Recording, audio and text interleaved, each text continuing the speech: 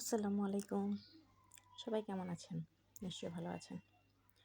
অনেকদিন পর আপনাদের সাথে আজকে আবার শেয়ার করব একটি ভর্তা রেসিপি। আজকে ভর্তাটি আমি চিংড়ি মাছের মাথা দিয়ে আর সাথে আলু দিয়ে করছি। আপনারা যারা এখনও আমার চ্যানেলটি সাবস্ক্রাইব করেননি, প্লিজ তারা আমার চ্যানেলটি সাবস্ক্রাইব করবেন, লাইক কমেন্ট করে পাশে থাকবেন। আর রেসিপিটি পছন্দ হলে অবশ্যই আমাকে জানাবেন।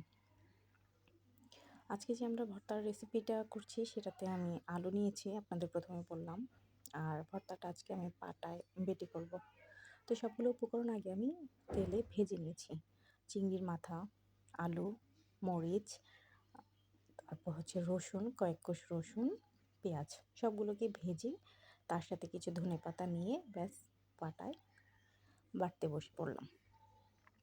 আমি প্রায় সময় ভর্তা ব্লেন্ডারে করেই খাই, তবে আজকে হাতে সময় ছিল, সেজন্য আজকে ভাবলাম একটু পাটা পোতায় বেটে খেলে কেমন হয়। তো যেই কথা সেই কাজ, বসে পড়লাম পাটা আর পুতো নিয়ে। পাটা আর পুতোতে ঘষাঘষি করে যে ভর্তাটা হয়, এটা খেতে কিন্তু খুবই ভালো লাগে।